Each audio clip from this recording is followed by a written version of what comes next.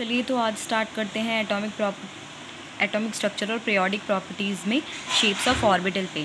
Let us discuss one by one, एक एक करके हम सारी शेप्स को पढ़ेंगे। एस ऑर्बिटल जो होते हैं स्फेरिकली सिमेट्रिकल होते हैं अबाउट न्यूक्लियस, ठीक है, स्फेरिकल होते हैं। The size of s orbital depends on the value of principal quantum number. Principal quantum number पे इसकी साइज़ डिपेंड करता है। Higher the value of principal quantum number higher will be the size. जितना बड़ा principal quantum number होगा उतना ही size होगा।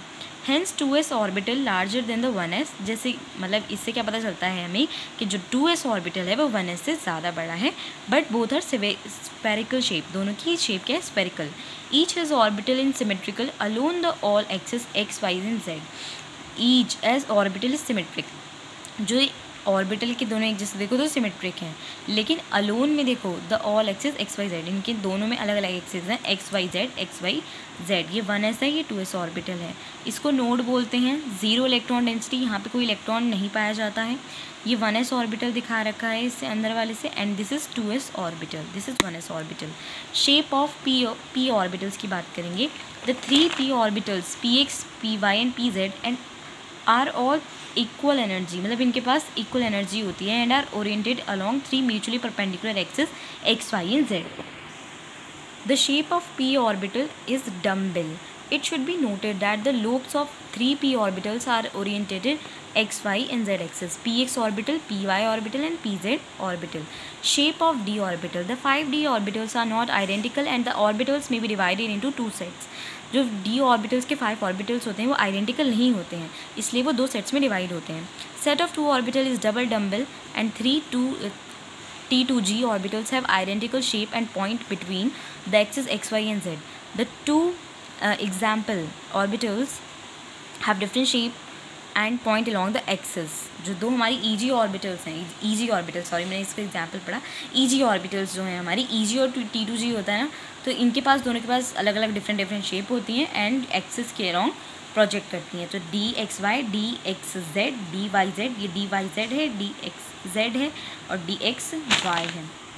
DX स्क्वायर वाई स्क्वायर देख सकते हो आप, EG ऑर्बिटल्स हैं हमारी, और ये इसके और ये DZ स्क्वायर है। चलिए आज पीरियोडिसिटी और पीरियोडिक प्रॉपर्टीज़ का इंट्रोडक्शन कर लेते हैं। Periodicity, if the elements are arranged in order of increasing of atomic number. अगर एलिमेंट्स अरेंज्ड हैं increasing order of atomic number के, then their properties get repeated after regular intervals. Regular intervals पे इनकी properties repeated होती हैं। The repetition of similar properties of elements after regular interval is called periodicity. Periodicity हम किसे कहते हैं, जब बार बार प्रॉपर्टीज़ रिपीटेड हों। पीरियोडिसिटी का कॉज क्या है, पीरियोडिसिटी होती क्यों है?